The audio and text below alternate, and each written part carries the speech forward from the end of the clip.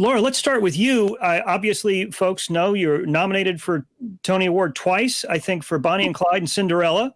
Yeah.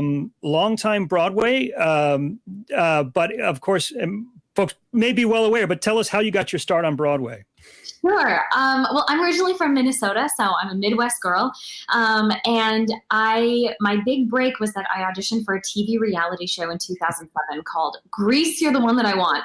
And I flew to LA, and it was like American Idol. We performed live on TV every week, and America called in and voted for their favorite contestants. And I ended up winning that competition that cast me as Sandy in Grease when I was 21. And it was a crazy journey, but a total dream come true. And I've just been so fortunate to continue working in New York now for the last 13 years. I've been there, and 6 Broadway shows later. So that's how I got there. We all have heroes in this industry, and you've gotten a chance to actually work with one or two of yours, haven't you? Definitely. A few, actually. I grew up, first of all, loving Sutton Foster, and we got to do Anything Goes together. I saw her in Thoroughly Modern Millie way back when, and wore out that cast album, and then got to do a Broadway show with her. So that was great. Joel Grey was also in that company. Jessica Walter, just legends of the theater and of the screen. Tim, you have strong Iowa roots, correct? Yeah, you ought to give Iowa a try. That's right. My formidable years in Cedar Rapids, Iowa, brought me there. I'm a son of a preacher man, so I'm a preacher's kid. And my daddy's church was in Cedar Rapids. It was First Presbyterian Church in Cedar Rapids. And so my junior high and high school years were in Cedar Rapids. And that time, of course, is such a great developmental time. And I studied trombone at Coe College. And I was just in Des Moines doing emceeing the Iowa State High School Music Theater Awards. Mm-hmm. So I was emceeing that a couple years ago, and then just got off the Hello Dolly Broadway National Tour, and we were there in Des Moines again. I saw you see. Yeah, I know. And Laura and I hooked up when we were in at the Kennedy Center, and she was doing a concert simultaneously, and we got to kind of nudge each other and just say, "Oh, isn't this great?" And Laura and I did the Bonnie and Clyde out of town tryout in Sarasota, Florida, and also Bandstand. Oh yeah. I was there for a quick moment there too. So Laura and I have many, many connections. Yeah. So I moved to New York 40 years ago, right from Iowa, and after college, and 11 Broadway shows later, and lots of wonderful, wonderful experiences. The original Les Miserables on Broadway, and sang Jean Valjean for 6 years of my life. And now I'm in Hershey, Pennsylvania with my wife and doing some teaching and various things. But you have some questions about that too, Matt. Sure. Now, obviously, you guys would be on stage, clearly, if there were stages to go on at this point.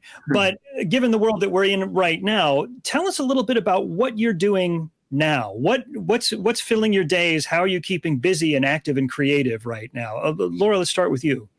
Sure. I've been teaching a bunch. I've been doing a lot of Zoom masterclasses for, students that got their senior production canceled, or summer workshops. And that's been very fulfilling. I was fortunate enough to get to film a Hallmark movie in July where the whole cast and crew were quarantined together at a remote inn in Connecticut.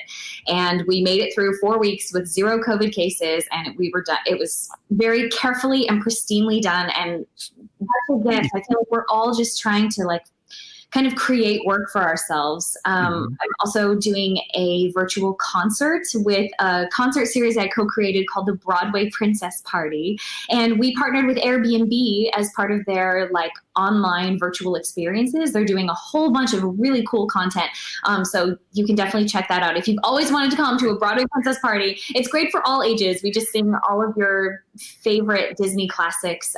It's me and Susan Egan, who was Broadway's original Belle, and Courtney Reed, who was Broadway's original Jasmine. And Cinderella. So it's really super fun. You can visit Airbnb.com and their website and check out their online experiences for today. That's fantastic. We'll have to check that out. Timothy, you got a number of irons in the fire right now, don't you? We were in Buffalo with Hello Dolly when Governor Cuomo of New York announced that all of that will be shut down. So all of those tours, all of the Broadway shows, everything else, our life as we knew it kind of froze and became stagnant.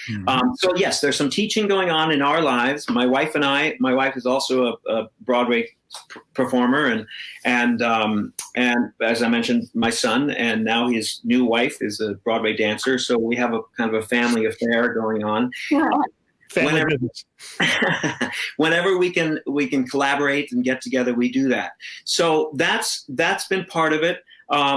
Also, simultaneously, while this is going on, I'm also lending a little time and some music and some concertizing for this derecho catastrophe that happened in Cedar Rapids. So we're putting some stuff together for them, and that is September 27th. And I think Matt, you can elaborate on some of those other details as we go on. Yeah.